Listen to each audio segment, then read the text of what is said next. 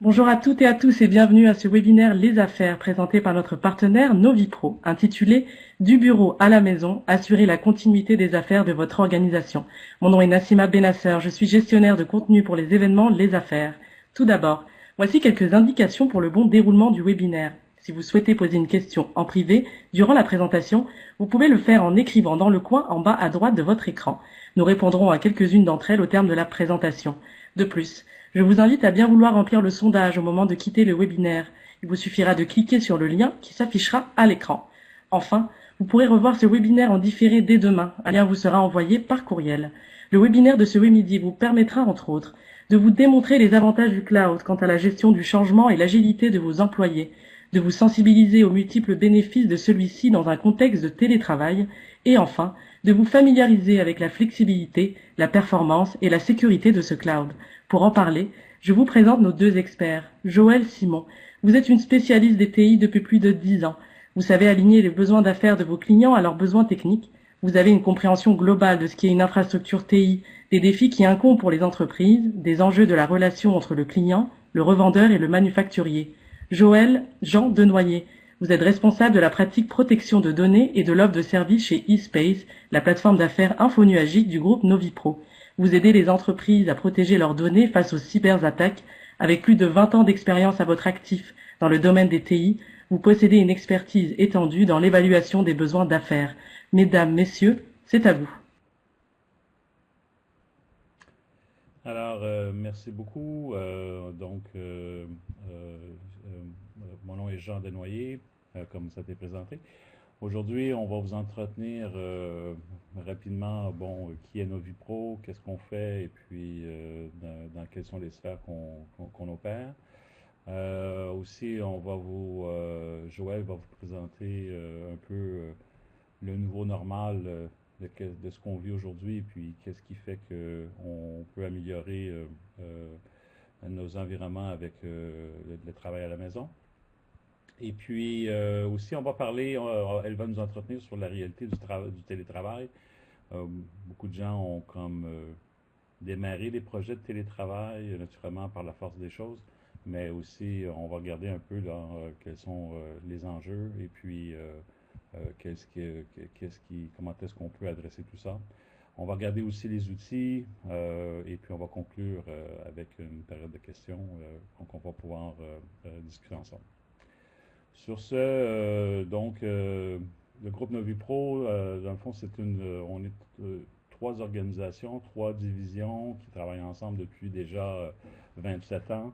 Et puis, on a un groupe qui s'appelle Solutions d'affaires. Et puis, cette compagnie-là, la division, elle est axée sur l'amélioration, l'optimisation des processus. Et puis, c'est une firme qui spécialise dans les systèmes ERP et puis dans la veille stratégique, dans le but, dans le fond, de valoriser la donnée et puis avoir des meilleurs outils à l'aide à la décision. On a aussi, à l'intérieur de cette division-là, un groupe analytique. On a des spécialistes en analytique et aussi dans le domaine du manufacturier. On est aussi du côté OT, tout ce qui est système mécanique et puis ordiné. On a au milieu, on a le groupe Novipro Solutions technologiques. C'est la division la plus qui a débuté Novipro. Et puis, c'est le groupe qui vend les solutions technologiques, fourniture d'équipements, solutions de virtualisation, réseautique, sécurité, services techniques. C'est la division à laquelle qui va fournir tout ce qui est équipement et solutions logicielles. Et pour combler la boucle, vous avez le groupe eSpace qui maintenant, depuis 6 ans, est vraiment axé sur les opérations, sur l'accompagnement, la gouvernance des TI, et puis toutes les solutions infonuagiques en passant par les clouds privés, les clouds publics, les systèmes hybrides.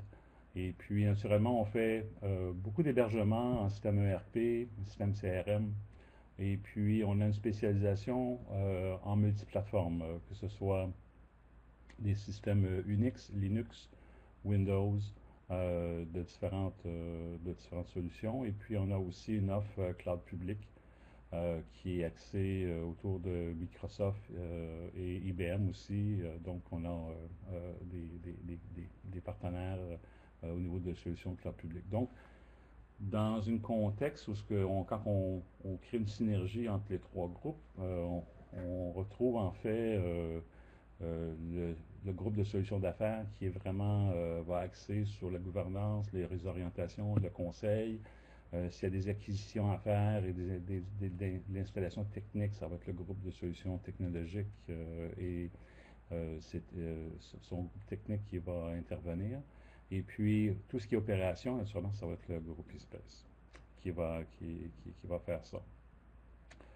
Donc ça représente vraiment la compagnie. Et puis, donc, ça va nous faire plaisir, là, si vous ne nous connaissez pas déjà, vous pouvez nous visiter. On a aussi un hub,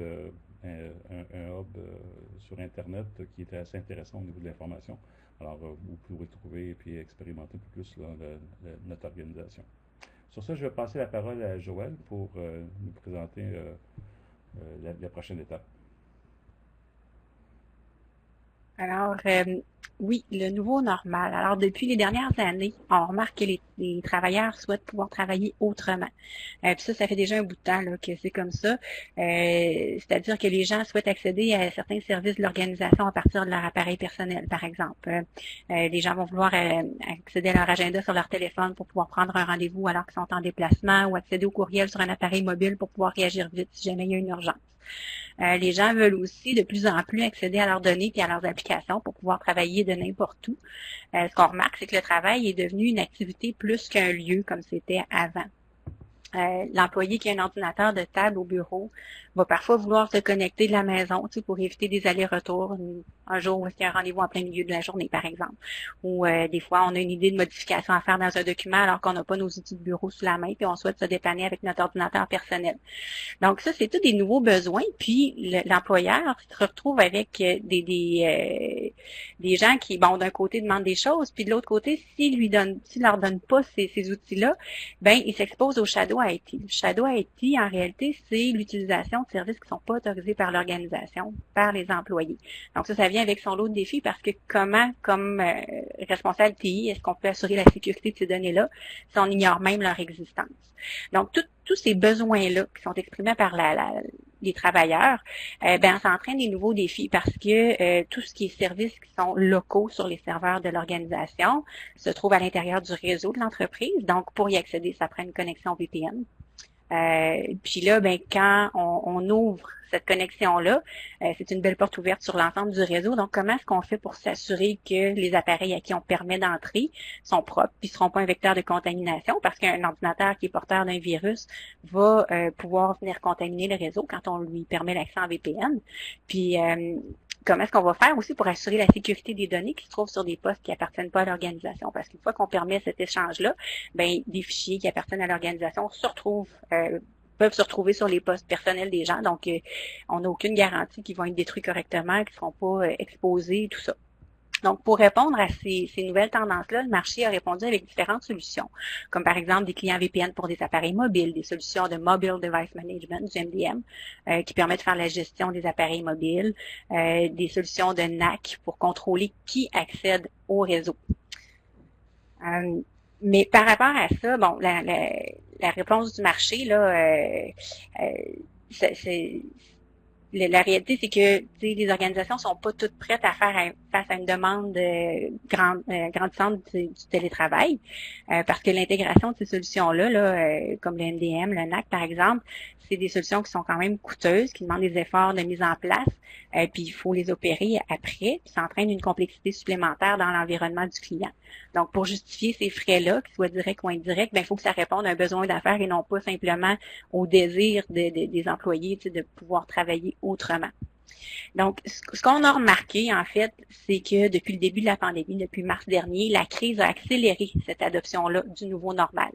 Puis une crise, c'est pas quelque chose qui qui est souhaité, puis qu'on avait vu venir. Tu sais, par définition, une crise, c'est non planifié, puis bon, ça arrive toujours un peu par surprise. Donc, les organisations, il y en a beaucoup qui n'étaient pas prêtes à faire face à ça, puis qui se sont organisées un peu autrement en se disant, bon, ça va durer quelques mois, mais la réalité, c'est qu'on ne sait pas combien de temps ça va durer. Est-ce que ça va durer 1 an, 2 ans, peut-être un peu plus? Donc, Ouais, Joël, je pense que effectivement, il y a beaucoup d'organisations qui ont pris des mesures d'urgence pour la COVID, mais personne ne pensait que c'était pour durer aussi longtemps, là. Surtout pas, je pense que beaucoup de gens pensaient que c'était pour être fini cet été, et puis qu'on n'en parlerait plus. Mais on voit que ça perdure, et puis on va passer au moins. Donc, il faut penser à des solutions qui vont être un peu plus long terme. Exactement. Donc, ce qu'on réalise en fait, c'est que avec ces nouvelles mesures-là viennent des enjeux auxquels on doit faire face parce que soudainement, on se retrouve avec 100% du personnel qui se connecte en VPN, par exemple, alors que habituellement, quand une organisation va s'équiper pour ça, va essayer d'estimer combien de personnes vont être à l'externe de l'organisation. On va peut-être prévoir pour 10 à 15% du personnel. Donc, ça fait qu'on a des enjeux de capacité. Ça peut être des manques de licence, ça peut être des manques de puissance du pare-feu parce qu'il y a un traitement d'encryption qui doit être fait. Puis pour la personne à l'autre bout qui essaie de se connecter, ben ça veut dire peut-être qu'elle ne sera pas capable de se connecter ou elle va avoir des lenteurs, des déconnexions, donc des frustrations. Aussi, toutes les entreprises qui ont des postes de bureau, là, soudainement, les gens se retrouvent à travailler de la maison. Donc là, commencer à déplacer ces ordinateurs-là, tout ça, ça amène une complexité. Il y a beaucoup d'organisations qui ont essayé de se rabattre sur l'achat de portables. Puis comme tout le monde a voulu faire le mouvement en même temps, ben là, on s'est retrouvé face à une pénurie. Donc là, qu'est-ce qu'on fait? Ben, on se rabat sur les appareils personnels des gens. Puis là, ben, ça vient avec son lot de questions. Est-ce que les gens vont se connecter par VPN, par une connexion sur le bureau à distance, une combinaison des deux? Puis si on permet ces connexions-là, il faut configurer ça sur les postes personnels des gens. Et puis, c'est pas des appareils qui sont pris en charge par le service payé de l'organisation. Donc, les outils de gestion réguliers là, qui permettent de pousser des applications de façon massive sont pas applicables ici. Donc là, ça veut dire que ça doit être fait à la main. Fait que c'est une surcharge de travail qui est importante pour l'équipe informatique. Puis, on se retrouve à faire face à un parc informatique qu'on connaît pas. On sait pas c'est quoi l'état de santé de ces appareils-là, à qui on ouvre les portes. On n'a pas les outils pour pouvoir supporter tout ça. On se retrouve avec toutes sortes de marques, de modèles, de systèmes d'exploitation différents qui viennent finalement dans notre réseau. Les outils de gestion traditionnels sont pas en mesure d'assurer les mises à jour de sécurité sur tous ces appareils-là. Puis, on se retrouve avec des questions. Est-ce qu'on peut exiger des personnes d'installer sur leur poste personnel des applications qui sont exigées par l'organisation, comme des antivirus, des choses comme ça? Alors, ça fait beaucoup de questions qu'on se pose. Est-ce que les postes personnels sont pris en backup? Qu'est-ce qui va arriver des données corporatives qui vont être enregistrées sur les disques durs des postes personnels? Est-ce que ça va être détruit correctement et tout ça? Donc, ça fait vraiment beaucoup de questions à se poser. Puis, la vraie question, c'est qu'est-ce qu'on fait pour changer ça? C'est ici que les nouvelles suites applicatives cloud viennent vraiment adresser les problèmes que beaucoup d'organisations ont vécu là, dans les derniers mois avec les solutions locales en fournissant un carrefour pour faciliter la collaboration. Quand on travaille, bon, il y a toujours une composante de travail individuel, où est-ce qu'on va faire la gestion des courriels, on va travailler sur des fichiers. Puis quand on travaille sur des fichiers, ben il y a différentes façons d'aborder ça. On peut travailler localement sur le poste, on peut avoir un partage réseau, puis tout ça vient avec son lot d'enjeux. Par exemple, quand on travaille localement sur le poste, ben ce qu'on sauvegarde sur le disque dur peut être mise à risque. Là, si jamais il y a perte ou vol du poste, on peut risquer de compromettre la propriété intellectuelle, on peut avoir des enjeux de réputation si jamais il y a de la donnée sensible qui fuite. Donc, pour faire face à ça, souvent les organisations vont encrypter le disque dur. Donc là, à ce moment-là, la perte de l'appareil va se limiter à la valeur comptable de l'équipement. Mais c'est des choses qui doivent être prévues d'avance. Là, quand on fait face à la crise et qu'on se retrouve du jour au lendemain à devoir appliquer ça, c'est une autre histoire. Et puis, quand on sauvegarde des choses sur le disque dur, faut aussi se prémunir de la perte des données là, avec une bonne solution de sauvegarde pour les postes de travail. Donc, c'est des choses qui doivent être prévues d'avance. On peut pas se lever un matin puis juste claquer des doigts puis que tout ça soit en place. Là, faut y penser. Tandis que quand on parle de fichiers partagés, par exemple, sur un je m'excuse, quand on veut partager ces fichiers-là, ben on va le faire par courriel. Donc, ça fait qu'on a beaucoup de fichiers en circulation, on a des doublons, tout ça, ça finit par avoir un impact sur le stockage qui est requis pour l'environnement de production. Puis tout ça, ça a des impacts, là, parce que plus on augmente la quantité de stockage de production qui est nécessaire, ben ça se répercute sur le stockage de backup. Donc, c'est des augmentations de coûts, tout ça. Puis, quand on travaille localement sur le poste, là, puis qu'on partage les fichiers par courriel, ben on se retrouve avec plusieurs versions souvent du même fichier qui sont en circulation. Donc là, si il y a 2-3 personnes qui font des modifications chacun de leur côté, là, on se retrouve avec des risques d'erreur sur ces fichiers-là. Puis ultimement, ben, c'est des pertes de temps parce que là, il y a quelqu'un à la fin qui doit mettre ces fichiers-là côte à côte, comparer les versions, puis identifier les changements pour ramener ça au sein d'un même fichier. Donc ça, c'est tous des enjeux là, qui surviennent quand on travaille localement sur le poste. Donc, souvent, bon, on va mettre en place un serveur de fichiers ou un drive réseau partagé en bon français, là, mais pour pouvoir faciliter en quelque sorte cette collaboration-là. Mais c'est pas magique non plus. Tant qu'on est à l'intérieur des murs de l'organisation, on est sur le réseau, ça s'accède relativement bien. Par contre, quand on travaille de la maison, ben là, faut établir une connexion à VPN parce que on n'ouvrira pas les portes à n'importe qui sur ces serveurs-là. Puis ça implique aussi d'avoir une connexion réseau. Quelqu'un qui est en voyage en avion, par exemple, ne pourra pas accéder à ces fichiers-là, à moins évidemment de mettre en place une synchronisation. Donc ça, c'est des choses qu'on fait depuis déjà plusieurs années. Mais la synchronisation, il y a quand même des petits problèmes qui viennent avec ça. Là, quand on est en ligne, puis qu'il y a deux personnes hors ligne, puis qu'il y a deux personnes qui modifient le fichier en même temps, ben on se retrouve avec un peu les mêmes problèmes que quand on travaille localement sur le poste, c'est-à-dire que le système, lui, par défaut, va sauvegarder une deuxième copie du fichier, puis là, ben on a encore les mêmes risques d'erreur puis les mêmes pertes de temps là, que quand on travaille localement. Donc, ça améliore un petit peu la situation, mais ça fait pas de magie. Ensuite de ça, on a des enjeux de partage aussi, même si on est sur un serveur de fichiers qui est partagé, parce que quand un fichier est altéré, ben on ne sait pas qui a fait la modification, ni dans quel contexte, on est toujours un petit peu à l'aveugle. Puis, tu sais, des fois, ça peut arriver que on a travaillé sur un fichier, puis là, oups, il y a une modification qui a été faite par erreur. Mais là, on n'a pas de façon de retracer des changements facilement. La seule option qui reste souvent, c'est de restaurer la sauvegarde là, quand cette erreur-là est pas réparable. Là. Donc, on revient à l'état d'avant, mais on perd tout le travail qui était pertinent, qui a été fait depuis ces modifications-là.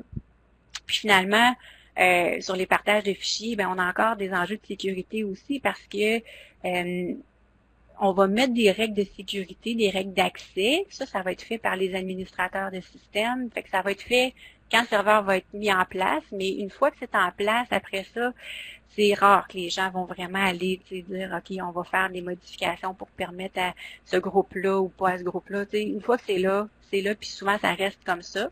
Donc, ça peut amener aussi des enjeux de sécurité de ce côté-là. Puis, c'est ça, on se retrouve avec les mêmes enjeux de sécurité aussi là par les accès en VPN là, qu'on mentionnait plus tôt. Là. Donc, tu sais, tout ce qui roule sur le poste, puis quand le poste veut accéder au réseau corpo, ben il s'expose finalement. Là, si jamais il y avait des virus, des chevaux de Troie, des rançongiciels, etc., ben ça peut potentiellement le transiger sur le réseau de l'organisation.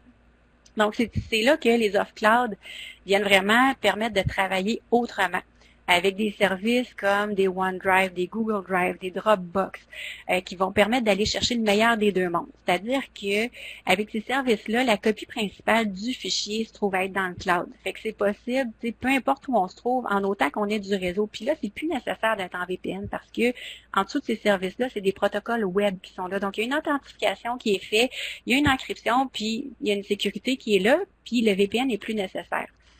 Ensuite de ça, ben ces services-là permettent d'avoir toujours accès à la version la plus à jour des fichiers.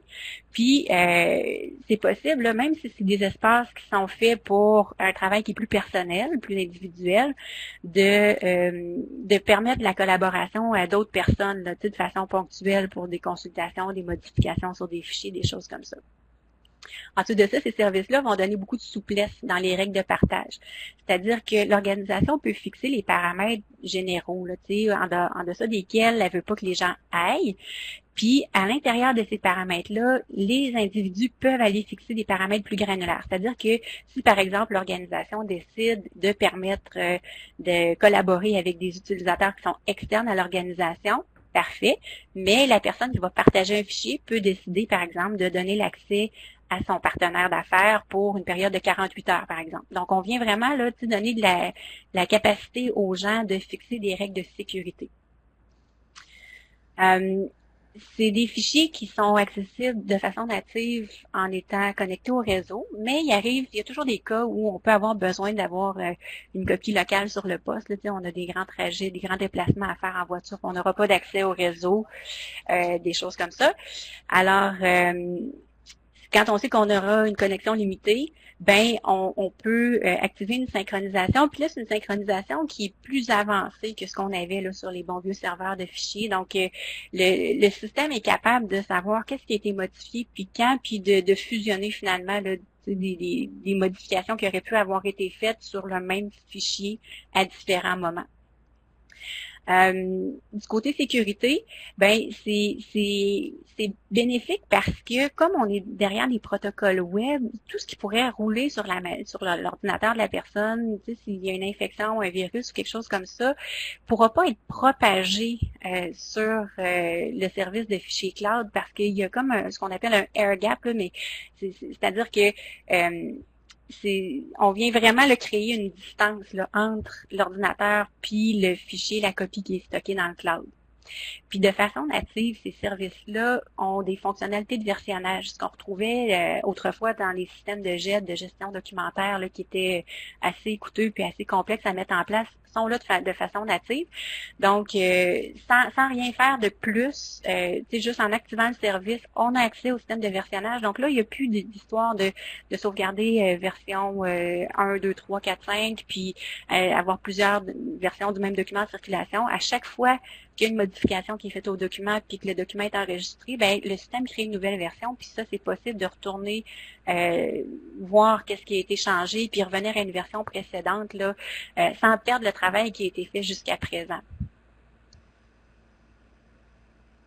Donc ça, c'est le premier volet, c'est l'espace individuel. Ensuite de ça, le gain le plus important, je vous dirais, c'est du côté de l'espace collaboratif. C'est-à-dire que traditionnellement, on avait plusieurs outils de travail. On a le courriel, on a l'agenda, on a des logiciels de vidéoconférence, un téléphone de bureau, des fois un softphone, téléphone cellulaire, des outils de clavardage. Bon, c'est beau tout ça, mais tout ça, c'est pas intégré. Donc, ça fait plusieurs endroits qu'on doit consulter selon les besoins. Donc, aussi au niveau de l'accès des applications, les applications traditionnelles locales là, demandent souvent une connexion à VPN, bon, avec tout ce qu'on sait là, qui amène comme enjeu. Donc, c'est une complexité supplémentaire là, pour pouvoir les utiliser, parce que, tu sais, quand on est à distance, il faut installer le client VPN. Puis pour ça, il faut s'assurer d'avoir un système d'exploitation qui soit compatible. Puis c'est pas toujours possible avec les appareils mobiles. Aussi, le fait que toutes les données se retrouvent, toutes les informations se retrouvent dans différents systèmes, ça fait que l'information, bon, cette information-là décentralisée, ça fait qu'on risque de perdre l'information ou enfin d'avoir de la difficulté à la retrouver parce qu'il y a une partie qui se retrouve dans les courriels, une partie dans les commentaires d'une vidéoconférence qui vient de se terminer puis qui va probablement être perdu quand la fenêtre va être fermée, des informations qui sont dans des textos, dans une application de clavardage. Donc, ça devient difficile de s'y retrouver. Les nouveaux outils de collaboration cloud vont permettre vraiment de centraliser le travail collaboratif à un seul et même endroit. C'est vraiment là un espace qui va regrouper l'ensemble des fonctionnalités pour faciliter la collaboration d'une équipe. C'est-à-dire que plutôt que d'utiliser des applications différentes pour l'ensemble des besoins, ben maintenant, un seul endroit, là, comme Teams, par exemple, de Microsoft ou Slack, si c'en est des exemples, vont permettre de collaborer. Donc, dans cette approche-là, la téléphonie, la vidéoconférence, le clavardage, la collaboration sur les documents, la prise de notes, la gestion de la connaissance, tout ça, c'est regroupé à un seul et même endroit. Donc, la base de ces applications-là, c'est qu'on va fonctionner sur un principe d'équipe puis de canaux. Donc, on va créer des équipes de travail en fonction des besoins. Qui doit collaborer, dans quel contexte. Fait que ça peut être des équipes qui vont refléter les groupes dans l'organisation. Par exemple, l'équipe des ventes, du marketing, le support aux clients, mais aussi en fonction des projets. Fait que l'organisation qui lancerait un nouveau produit, par exemple, ou un projet de robotisation d'une usine ou des choses comme ça, vont pouvoir avoir des équipes aussi. Puis à l'intérieur d'une équipe, ben, on peut créer des canaux puis attribuer des stratégies de confidentialité différentes à chacun des canaux. Par exemple, dans le cadre d'un projet de robotisation, on pourrait avoir un canal privé qui contiendrait l'information stratégique et financière du projet, ce qu'on ne veut pas nécessairement partager à l'ensemble de l'entreprise. Fait que dans ce cas-là, seulement les membres du canal puis le propriétaire de l'équipe voient que le canal existe, puis il y a seulement les membres du canal qui peuvent accéder au contenu de ce canal-là. Du côté de la communication, ces outils-là vont intégrer l'équivalent d'un système téléphonique, si on veut. Donc, on peut avoir des communications de vive voix, des communications verbales, mais on est capable vraiment de venir enrichir la communication en ajoutant tout le volet communication visuelle. Fait qu'on vient chercher le côté non-verbal de la communication. Puis, on peut intégrer des fonctionnalités de partage d'écran, puis de whiteboard. Fait que vraiment, venir partager des outils pour faciliter les échanges d'idées, puis enrichir ces discussions-là, finalement. Aussi, un petit peu partout dans l'outil, il y a moyen de clavarder. Fait qu'on va vraiment aller clavarder là où ça fait du sens. Fait qu'on peut avoir un clavardage qui est direct entre les personnes, évidemment, ou un clavardage d'équipe. Fait qu'à l'intérieur d'une équipe ou d'un canal, on peut avoir des discussions qui sont là, mais on peut aussi clavarder autour d'un document ou à l'intérieur d'une réunion, par exemple. Fait que c'est omniprésent, puis on est vraiment, on rapproche la discussion de ce sur quoi elle porte. Fait que ça facilite la recherche d'informations plus tard, là. Aussi, du côté de ces applications-là, on a tout ce qu'il faut pour pouvoir prendre des notes, faire une gestion de connaissances. Donc, on peut ajouter des outils d'équipe là, comme des blocs-notes d'équipe, des wikis. Puis c'est des outils qui sont simples à utiliser puis qui permettent à tout le monde de venir consigner de l'information tout au long du déroulement d'un projet, par exemple, ou simplement dans le courant des activités quotidiennes de l'équipe.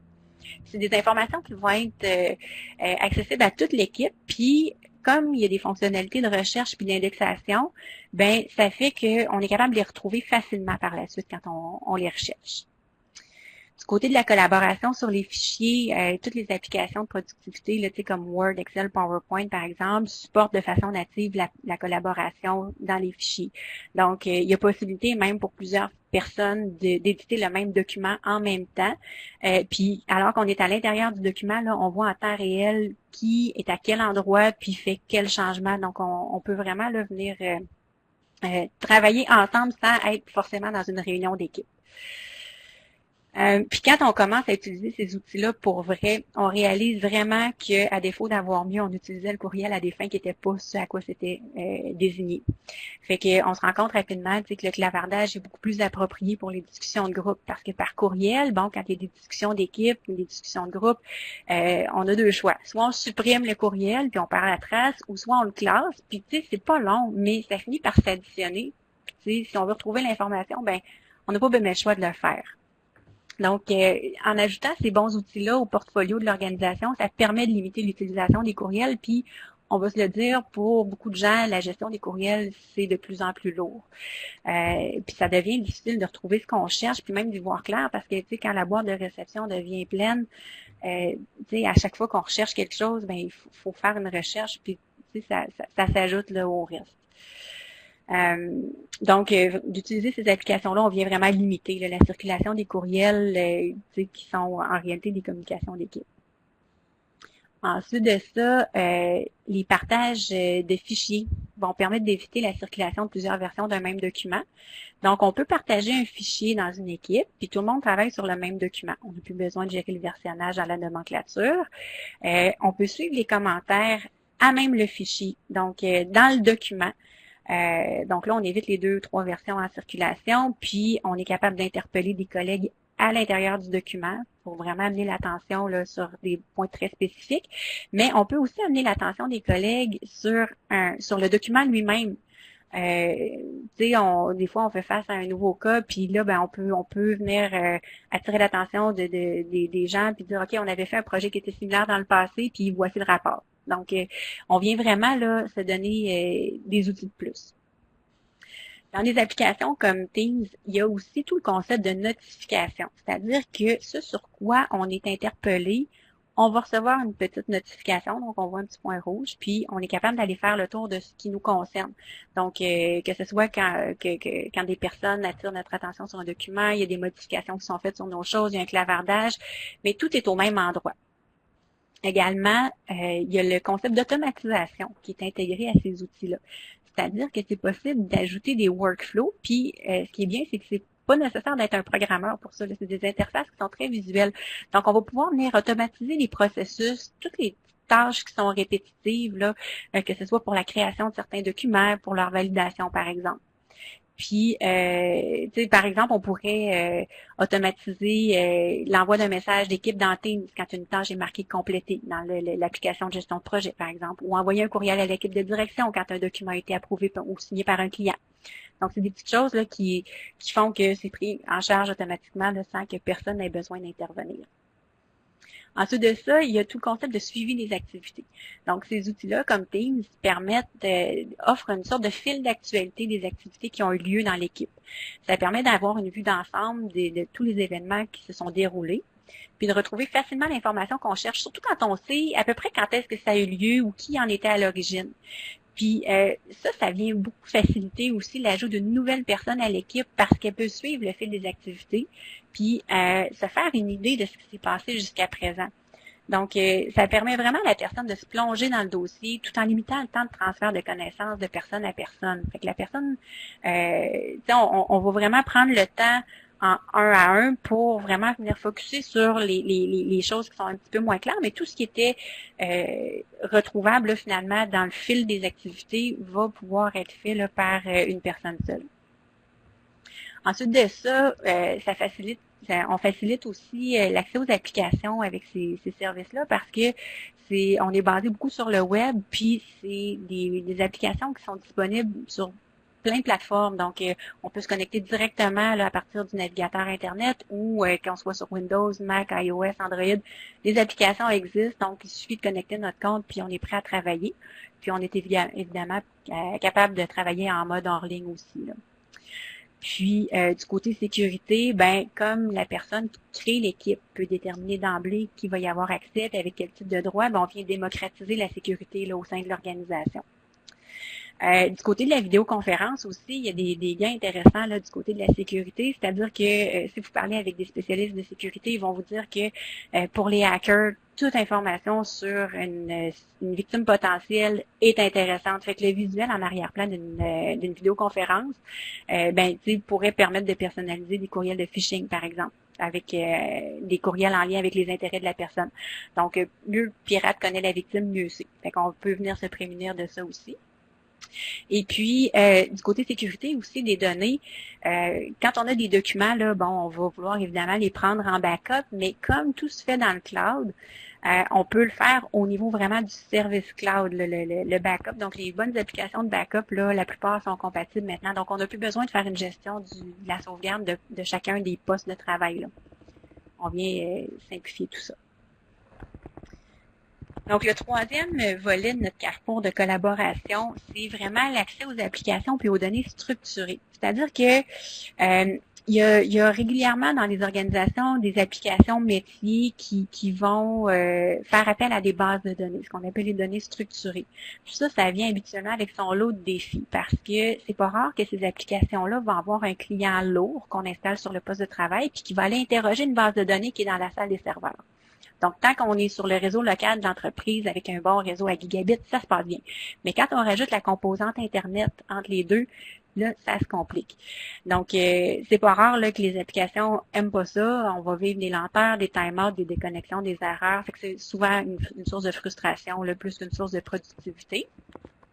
Donc, ce que les organisations font souvent pour contourner ça, là, quand quelqu'un a besoin de se connecter à distance de façon ponctuelle, vont permettre une connexion sur le bureau à distance, par exemple, le poste de travail là, qui est sous le bureau de l'employé.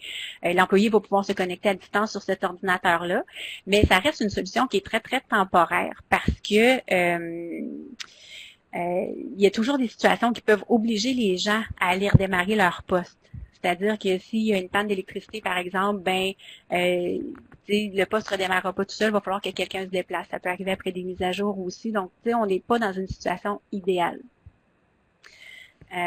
Puis dans un contexte où on demande aux gens d'utiliser leurs appareils personnels, on a des différents enjeux, là, à savoir est-ce que le poste a un antivirus à jour, est-ce qu'il est propre, est-ce que les mises à jour de sécurité ont été faites, est-ce que l'OS, la marque, le modèle d'équipement, ça va être supportable par l'équipe. Puis il y a toute la notion de cohabitation entre le travailleur et le reste de sa famille aussi, parce que quand on parle de l'ordinateur familial, s'il y a des données sensibles, là, potentiellement sensibles, qui sont enregistrées sur le poste, qui va avoir accès à ça? Là, est-ce que ça va être visible et accessible par d'autres personnes? Est-ce que ça va être bien détruit à la fin, conformément à la politique de sécurité de l'organisation, par exemple? Donc, ça fait beaucoup de choses auxquelles penser. Fait que pour toutes ces raisons-là, il y a de plus en plus d'organisations qui se tournent vers les postes ou les applications virtuelles. Donc, quand on parle d'un poste de travail virtuel, c'est vraiment une machine complète, là, un vrai Windows, par exemple, mais qui roule sur un serveur dans une salle de serveur. Donc, ça amène plusieurs gains, entre autres au niveau du déploiement puis de la gestion. Parce que pour déployer ce type de solution-là, on va créer une image de base, là, donc un poste type. Puis ça va devenir le standard pour tous les postes virtuels qu'on va déployer dans l'organisation. Donc, comme tous les postes sont standardisés, on va venir simplifier la gestion beaucoup. On va être en mesure d'assurer un meilleur niveau de service aussi sur le poste virtuel, parce que là, on n'est plus sur l'appareil, on est vraiment là dans le poste que l'entreprise fournit à son employé.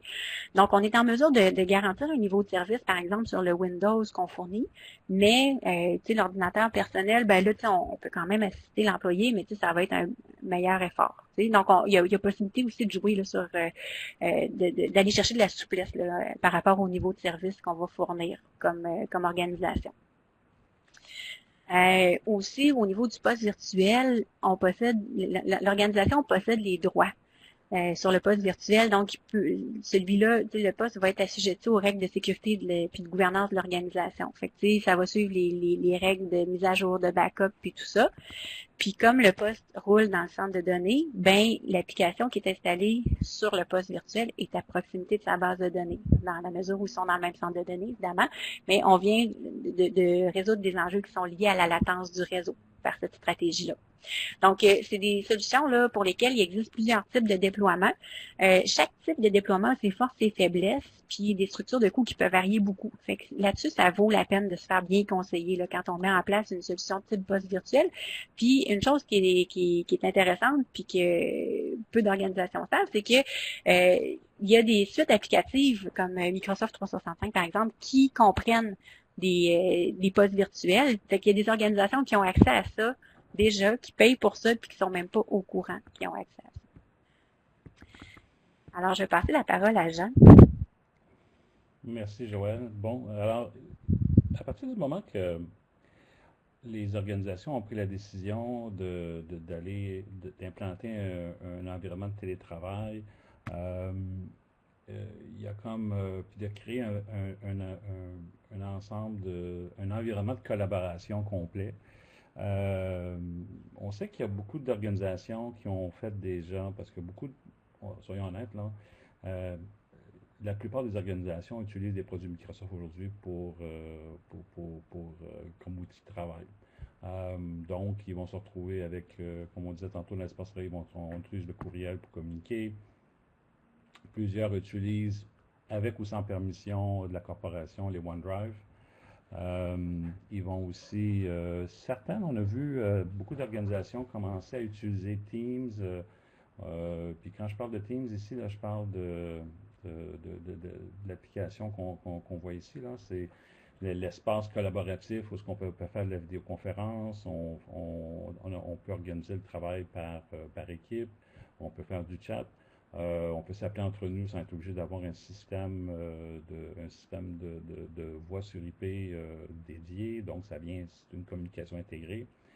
Par contre, les gens n'ont pas implanté souvent le système de fichiers qui repose sur SharePoint. Bon, SharePoint, on va dire, c'est compliqué, les gens sont réfractaires souvent, mais on peut s'en servir comme engin caché en arrière de Teams.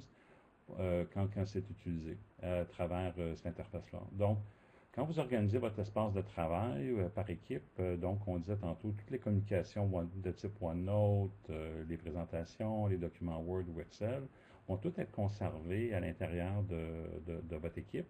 Et puis, donc, vous allez avoir une communication beaucoup plus fluide, là, et puis par projet, et puis sur laquelle vous pouvez inviter des collaborateurs internes et externes de manière ponctuelle. Donc, ça, c'est intéressant parce que si vous avez des clients sur lesquels vous voulez inviter, faire participer, vous pouvez les inviter à des réunions et puis les faire collaborer.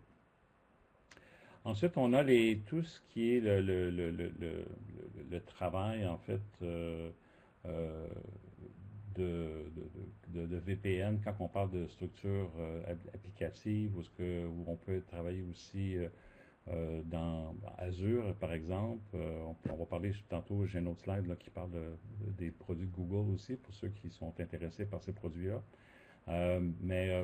Donc, Microsoft va offrir des postes virtuels à l'intérieur d'Azure et puis sur laquelle les corporations peuvent monter, standardiser ces postes-là.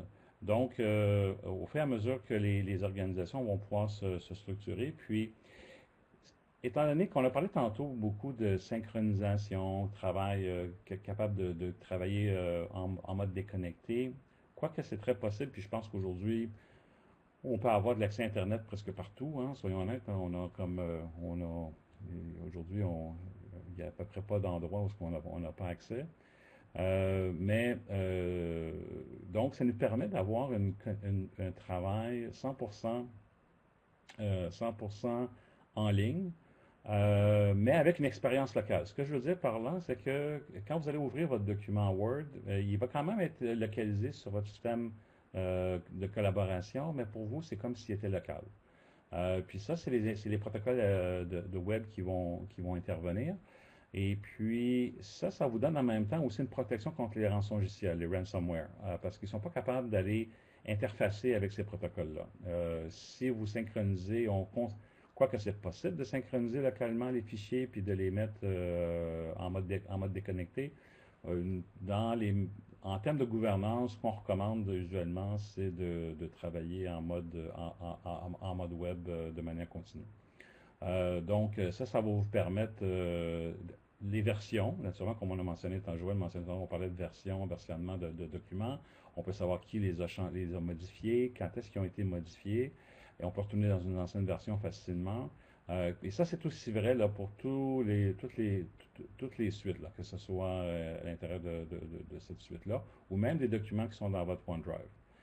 Donc ici, ça devient vraiment, et votre OneDrive devient vous avez votre disque G personnel de votre serveur de fichiers, mais en même temps, tout ce qui est dans mode partagé va rester dans Teams, avec la sécurité accrue qu'on y retrouve. Alors, ça devient une sécurité par équipe et non pas globale à tous les fichiers, mettons, d'un groupe de vente. Hein. L'équipe des ventes, c'est pas nécessaire que tous les représentants aient accès à tous les dossiers des clients, mais seulement qu'à certains dossiers sur lesquels ils ont la responsabilité. Donc, quand on regarde cet environnement de collaboration-là, puis si on le compare, puis là, c'est là que je voudrais apporter votre attention. Il y a Google vient d'annoncer, c'est tout récent, là, Google a annoncé le 6 octobre dernier, ils ont renommé leur G Suite à Google Workspace. Puis je pense que c'est une tendance du marché qui fait que les gens, Google s'adapte à l'offre de devoir pouvoir travailler de manière... on connaît le Gmail, le Google Drive. Les applications Google sont peut-être pas aussi, je dirais...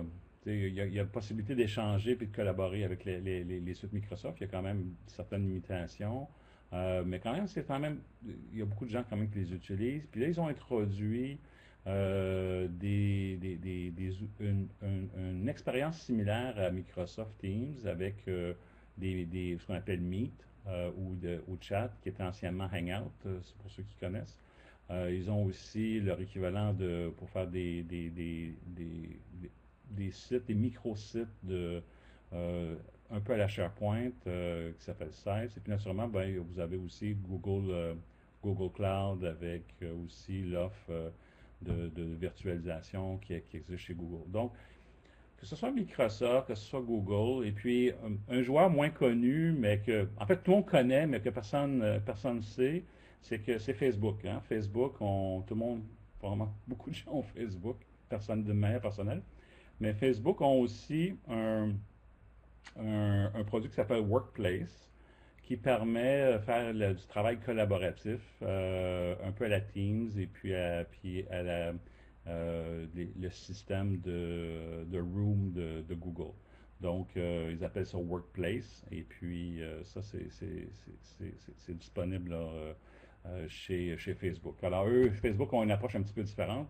Ils vont axer sur la personne versus, au lieu de travailler par projet équipe, ils vont travailler par personne équipe projet. Alors, c'est un petit peu une structure différente. Et puis, tout dépendant là où l'accent que vous voulez mettre, là, vous pouvez travailler avec ça.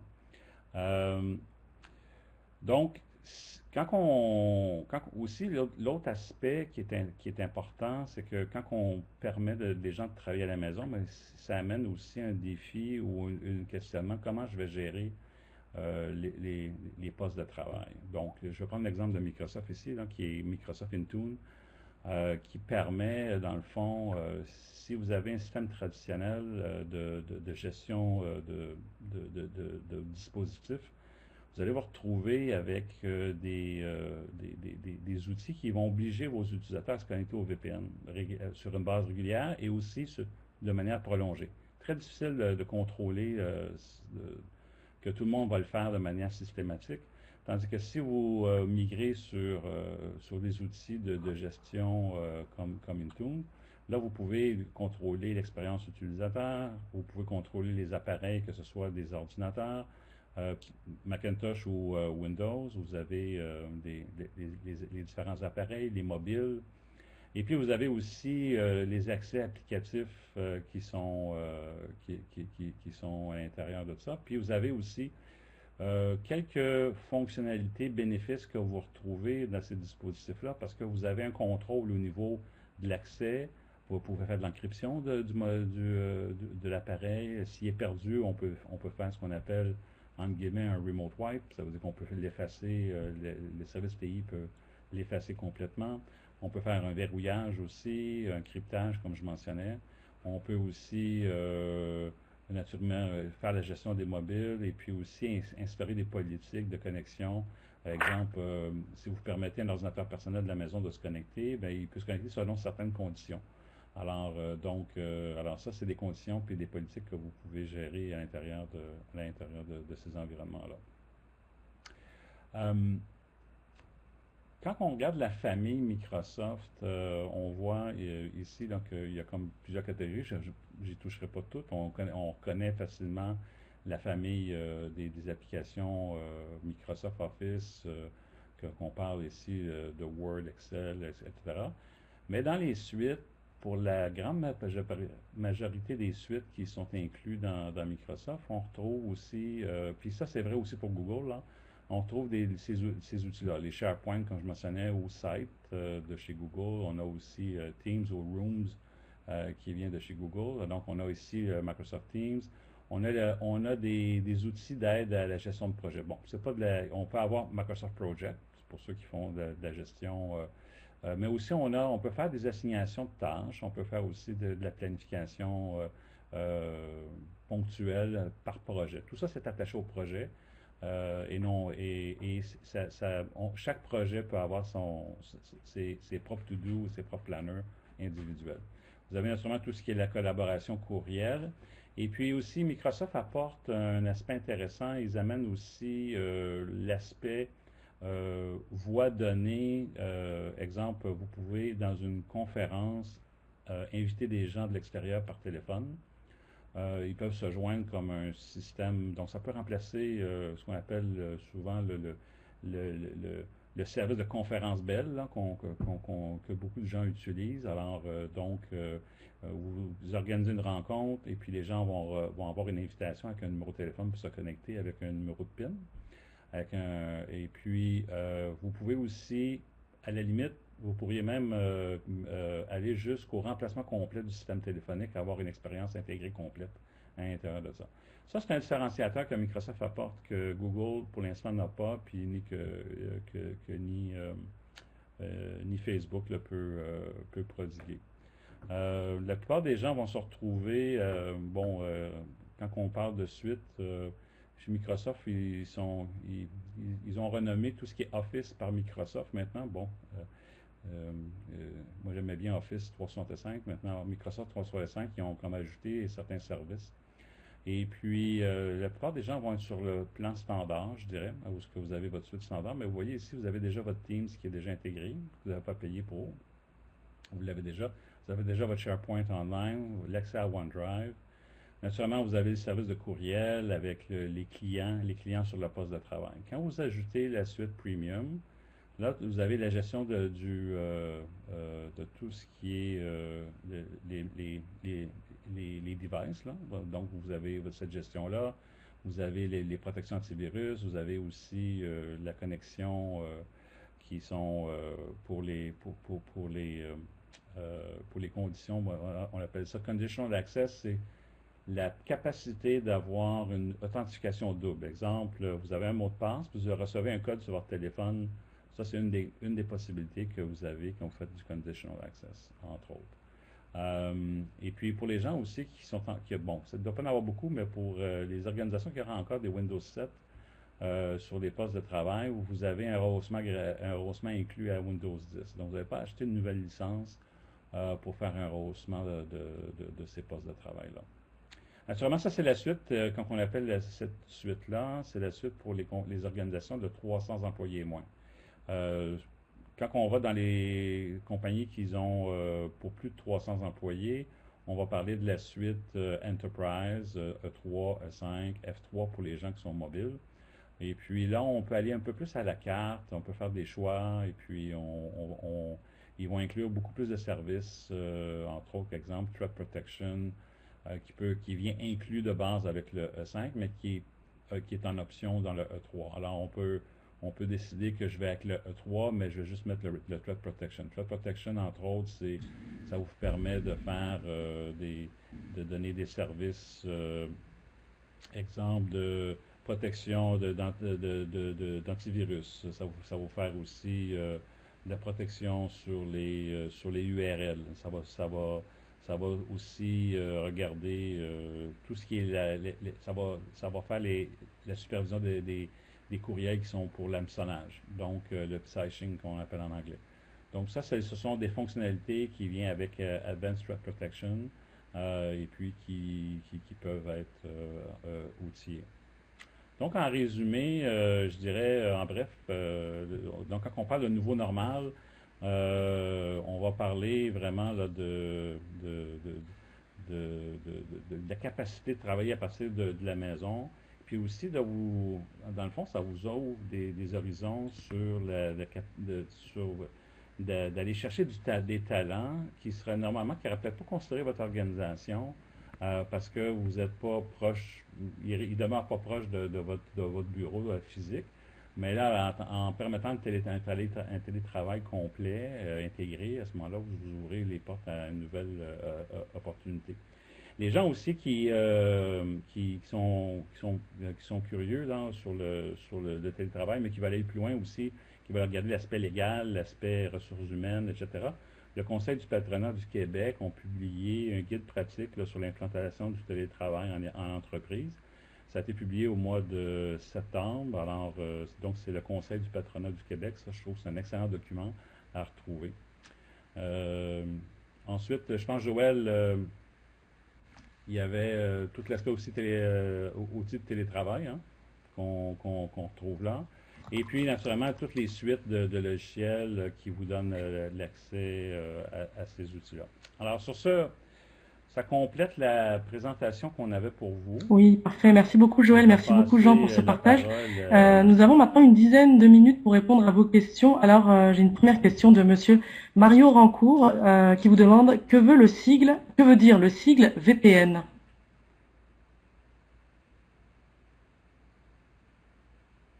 Oui, VPN, je m'excuse pour l'acronyme coupable. C'est Virtual Private Network, donc c'est un réseau privé virtuel. C'est vraiment un outil qu'on met en place là, pour sécuriser les Parfait, communications merci à beaucoup Joël. l'extérieur du Nous réseau avons une d'entreprise. deuxième question de Roberto Bruzès, je ne sais pas si je prononce bien. Quel serait le coût pour une solution de télétravail et hébergement annuel pour 10 personnes, incluant le coût des équipements?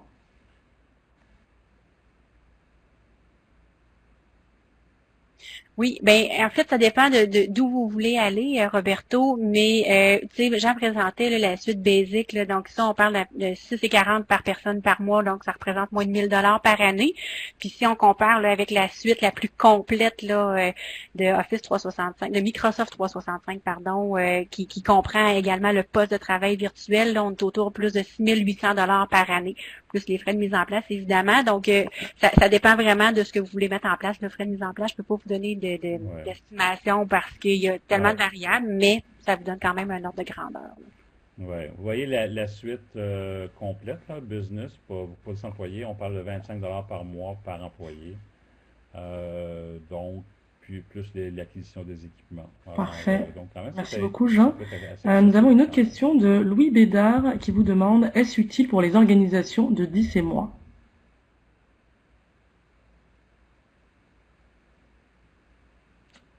En fait, je dirais c'est encore plus important pour les compagnies de 10 et moins. Puis je vais m'expliquer, c'est que quand on est une très petite entreprise, on n'a pas la capacité souvent de s'équiper en systèmes ordinaires qui sont hautement disponibles, faciles d'accès, qui peuvent puis toute la gestion de ces équipements-là. Donc, on se souscrit à un service cloud comme Google ou Microsoft, vous déléguez à cette compagnie-là l'entretien et la gestion et la maintenance de ces systèmes-là. Vous n'avez qu'à les utiliser. Puis je pense que pour la PME ou les petites entreprises de 10 employés et moins, c'est très important pour eux de se concentrer sur leur cœur métier, sur la business et non pas sur les TI.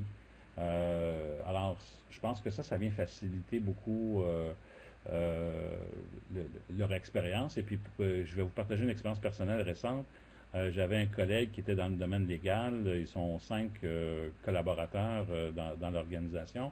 Ils étaient sur un modèle traditionnel avec les problèmes que ça apportait. Puis avec la pandémie, on les a déplacés dans le cloud et puis c'est rendu beaucoup plus facile pour eux maintenant de travailler, de collaborer. Puis ils vont demeurer dans le cloud Ok, merci de mettre ça beaucoup aussi sur Jean. base permanente. Je vois une question arriver. Attendez juste un instant. Hermaline David. Bon, nous allons prendre une autre question. Alors, quelles sont les étapes à suivre lors d'une migration cloud?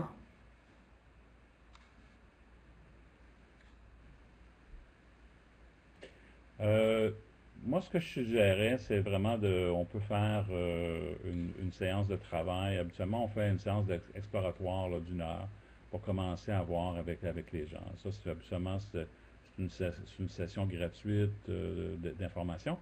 Mais il faut commencer par comprendre les objectifs, la nature des données que vous voulez, quelles sont les applications que vous voulez euh, euh, commencer à envoyer dans le cloud ou d'envoyer dans l'info nuagique. Et puis, après ça, on y va par étapes. Hein. Habituellement, on commence par des fichiers, la collaboration, les Parfait, merci réunions, et beaucoup puis Jean. après ça, on y Alors, va nous allons prendre une dernière graduellement question jusqu'au d'Hermeline déploiement. David. Comme directeur, comment peut-on gérer à partir de l'Office 365 le temps que les employés passent au travail? J'estime 70% du temps. Est-ce que je peux avoir des données de leur compte?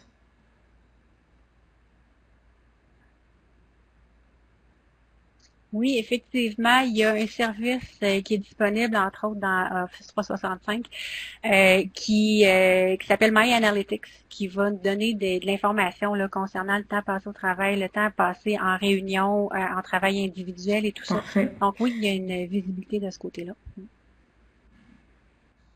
Je dirais aussi qu'on a une visibilité en temps réel de toute l'équipe. Hein. On sait si les gens sont à leur ordinateur. On peut aussi savoir à travers des indicateurs s'ils sont en réunion, en communication. Donc, il y a plusieurs indices qui fait en sorte qu'on sait si les gens sont activement Parfait. Merci à leur beaucoup, poste et Jean. disponibles. Encore une dernière question de Louis Bédard. Est-ce que vous conseillez Google, Microsoft ou Facebook? Ça va être la dernière question.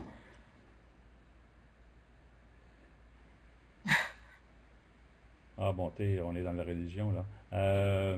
Écoutez, moi je pense que si vous avez déjà commencé avec Microsoft, je vous suggère de continuer. Facebook, je dirais, c'est un nouveau, Facebook on n'a pas de suite logiciel et puis ils ont la collaboration, mais ils vont se fier sur les outils de Microsoft pour les, les outils. Puis Google, je pense que si vous êtes ni un ni l'autre, ou je pense que Ok, ça va être parfait. une Merci question beaucoup, vraiment Jean. de savoir où vous allez Donc commencer. voilà, nous arrivons à la fin de ce webinaire. Merci à vous, Jean Desnoyers. Merci à vous, Joël Simon, d'avoir été avec nous. Merci à notre partenaire Novipro et à vous tous d'avoir partagé votre heure de lunch avec nous. Donc vous allez recevoir un lien par courriel dans les 24 prochaines heures pour visionner ce webinaire en différé si vous le souhaitez. Et également, je vous demanderai de bien vouloir remplir le questionnaire au moment de quitter la plateforme. Pour ce faire, vous n'avez qu'à cliquer sur le lien qui se trouve présentement à votre écran. Donc vos commentaires nous aident à aborder les thématiques qui vous intéressent et à répondre à vos préoccupations. Donc je vous remercie encore et rendez-vous lors d'un prochain webinaire. Merci beaucoup.